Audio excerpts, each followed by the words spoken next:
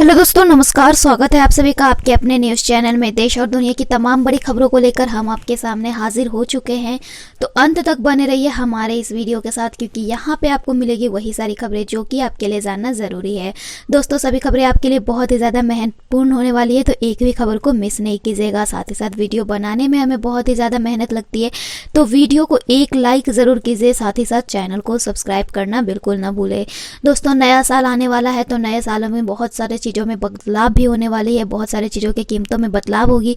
तो क्या क्या चीज़ों में बदलाव होने जा रहा है, किन किन चीज़ों की कीमतों में बदलाव होगा, किन किन चीज़ों की बंदी आ रही है, किन किन चीज़ों में बढ़ोतरी होगी, इन सभी चीज़ों की फुल डिटेल हम देखेंगे। तो चलिए शुरू करते हैं। इसके साथ साथ दोस्तों हम आपको बताएंगे कि किस तरीके से आपके मोबाइल में 1 जनवरी से व्हाट्सअप नहीं दिखेगा। इसके साथ साथ दोस्तों अगर आप कॉफ़ी पीते हैं तो ये आपके लिए काफ़ी काम की खबर होगी। इसके साथ साथ अगर आप भी डेबिट कार्ड या क्रेडिट कार्ड इस्तेमाल करते हैं तो इसके लिए भी एक खास खबर है। तो चलिए शुरू करते हैं। दोस्तों, सबसे पहले मैं आपको बता दूं, सिर्फ 30 मिनट में आपको मिलेगा होम लोन, कार लोन। कौन सी बैंक ने यह सुविधा चालू की है तो मैं आपको बता दूं, बैंक ऑफ बड़ौदा फिलहाल कुछ मौजूदा चुनिंदा ग्राहकों को ऑफलाइन या ऑनलाइन पार्टनर चैनलों के माध्यम से कुछ भी खरीदारी करने के बाद और आसान ईएमआई में भुगतान करने के लिए pre approve micro personal loan देता है। कस्टमर्स चाहें तो यह अमाउंट अपने सेविंग बैंक अकाउंट में डलवा सकते हैं। ग्राहक चाहे तो इसे 3 महीने से 18 महीने तक की ईएमआई में कन्वर्ट करा सकते हैं। इसके लिए ग्राहकों को बैंक ऑफ बड़ौदा के mobile banking app M connect plus का इस्तेमाल करना होगा। बैंक ऑफ बड़ौदा का कहना है कि इस ऐप के जरिए ईएमआई कन्वर्जन में सिर्फ 60 सेकेंड लगते हैं। इस डिजिटल लैंडिंग प्लेटफॉर्म को लॉन्च करने के बारे में बैंक ऑफ बड़ौदा के एग्जीक्यूटिव डायरेक्टर विक्रमादित्य सिंह खिची का कहना है कि हमारा मुख्य उद्देश्य एक बेहतरीन कस्टमर अनुभव देना और लैंडिंग बिजनेस को डिजिटाइजेशन की ओर ले जाना है। Digital landing platform home loan, car loan और पर्सनल लोन के लिए 30 मिनट में सैद्धांतिक मंजूरी देता है और इस प्रक्रिया में कोई मानवीय दखल नहीं होता। लोन के अप्लाई करने वाले कई तरीके से इसके लिए अप्लाई कर सकते हैं। ग्राहक चाहे तो website, mobile banking, internet banking और सोशल मीडिया से भी इस सुविधा का लाभ उठा सकते हैं। इस नए प्लेटफॉर्म के जरिए bank of Baroda online loan against fixed deposits भी ऑफर कर रहा है। इस प्लेटफॉर्म के जरिए ग्राहक अपने फिक्स्ड डिपॉजिट पर मोबाइल बैंकिंग या नेट बैंकिंग सुविधा से फटाफट लोन पा सकते हैं। बैंक ऑफ बड़ौदा को उम्मीद है कि रिटेल लोन में डिजिटल हिस्सेदारी अगले साल में 5 साल में 74% तक बढ़ेगी। वहीं दोस्तों अगली खबर आ रही है, 2000 रुपये सस्ता हो गया है सैमसंग का धाशो फोन। आइए जानते हैं कौन सी फोन की बात की जा रही है। तो जी हाँ दोस्तों, सैमसंग गैलेक्सी A31 एक ऑफर से इस फोन के दाम में बड़ी कटौती हुई है। दाम घटने के बाद ये फोन 17,999 रुपये में मिल रहा है। सैमसंग गैलेक्सी A31 की कीमत 2000 रुपये घटी है।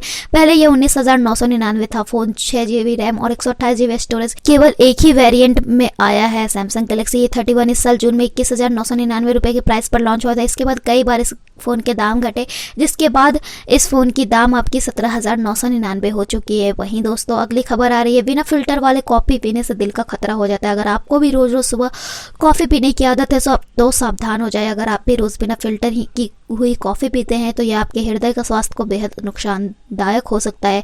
एक हालिया शोध में यह खुलासा हुआ है। European journal of preventive cardiology में इस शोध को प्रकाशित किया गया है। स्वीडन की यूनिवर्सिटी ऑफ गथेनबर्ग के शोधकर्ता प्रोफेसर डॉग थेले ने कहा, बिना फिल्टर की हुई कॉफी में ऐसे रसायन होते हैं जो रक्त में कोलेस्ट्रॉल की मात्रा को बढ़ाते हैं। वहीं दोस्तों अगली खबर आ रही है, भारत में पैर पसार रहा है कोरोना का नया स्ट्रेन। ब्रिटेन से लौटे 20 लोगों में इसके लक्षण मिले हैं। जी हाँ दोस्तों, भारत में कोरोना वायरस का नया स्ट्रेन पैर पसारता हुआ दिख रहा है। यूनाइटेड किंगडम से लौटे 20 यात्रियों में अब तक कोरोना वायरस का नया स्ट्रेन पाया गया। इससे पहले बीते दिन भी देश के अलग अलग हिस्सों से 6 ऐसे ही मामले सामने आए थे। ब्रिटेन में कोरोना वायरस के नए स्ट्रेन ने हाहाकार मचाया, जिसके बाद भारत ने यूके से आने वाली फ्लाइट पर रोक लगा दी थी। वहीं दोस्तों अगली खबर जो आ रही है वह आपकी आ रही है, नए साल के जश्न पर पाबंदियां लगा दी है। पार्टी में जाने से पहले अब जरूर ये गाइडलाइंस पढ़ ले। यूनाइटेड किंगडम में कोरोना वायरस के नए स्ट्रेन के बाद दुनिया भर में चिंता का माहौल है। नए साल के मौके पर इससे बचाव के लिए तमाम गतिविधियों पर प्रतिबंध लगाया जा रहा है।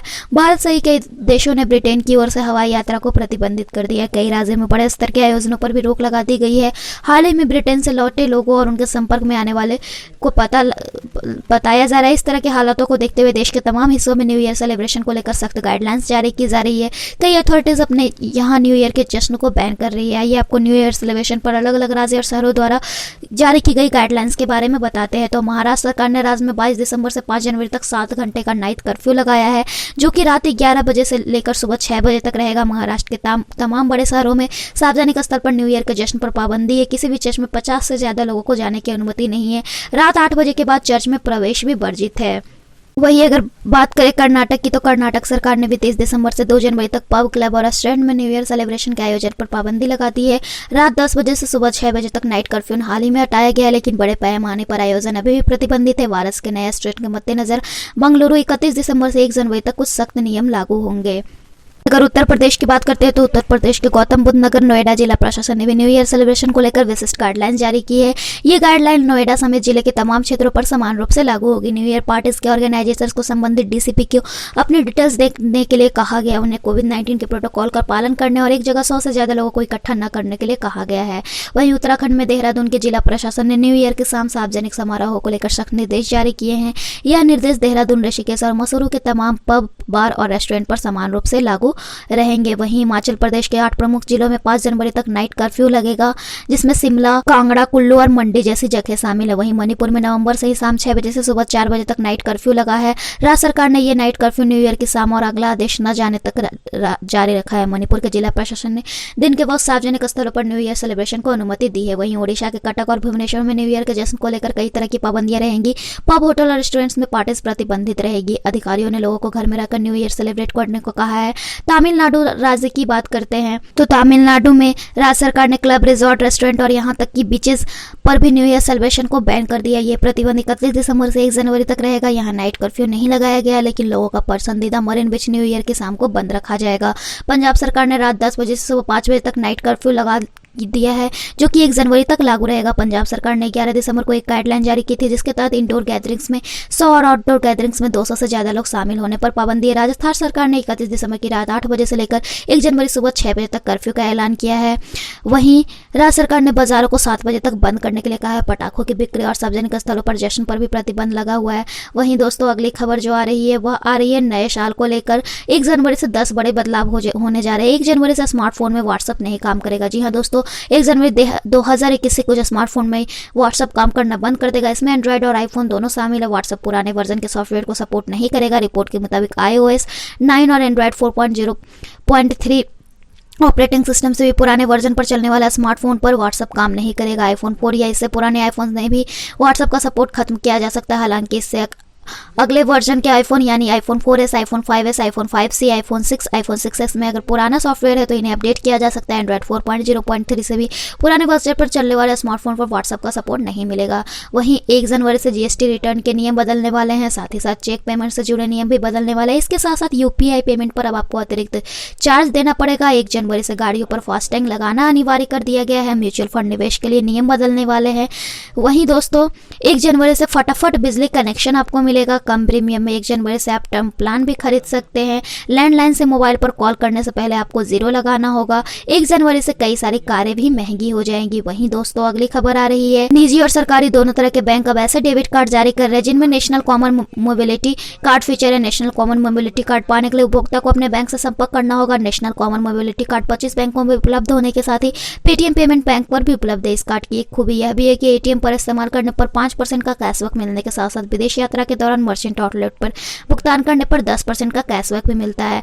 एनसीएमसी रुपए डेबिट कार्ड धारक यात्रियों को स्वाइप पर मेट्रो में यात्रा की इजाजत देगा, बशर्ते कि वह कार्ड पिछले 18 महीनों में SBI, UCO bank, Canara bank, Punjab national bank जैसे बैंकों से जारी किए गए हैं। नेशनल कॉमन मोबिलिटी कार्ड एक इंटर ऑपरेटिव ट्रांसपोर्ट कार्ड है। यह पहली बार 4 मार्च 2019 को लॉन्च किया गया था।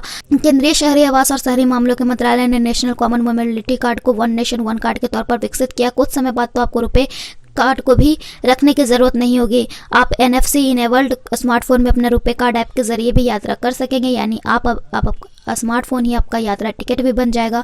मेट्रो में भी सफर कर सकते हैं। वहीं दोस्तों, अगली जो खबर आ रही है वह आपकी आ रही है उत्तराखंड से। उत्तराखंड में पुलिस कर्मियों को डीजीपी ने न्यू ईयर का गिफ्ट दिया। 1 जनवरी से साप्ताहिक विश्राम मिलेगा। वहीं दोस्तों, अगली खबर आ रही है असम से। अब असम में न्यू ईयर से बिना फास्टैग सफर पर ब्रेक लगा दिया गया है। वहीं अब 31 मार्च तक आपको ड्राइविंग लाइसेंस और आरसी रिन्यूअल की डेट बढ़ा दी गई है, जो कि पहले 31 दिसंबर तक था। वहीं दोस्तों, अगली जो खबर आ रही है वो आपके लिए बहुत ही ज्यादा महत्वपूर्ण होने वाली है। क्रोएशिया से खबर आ रही है।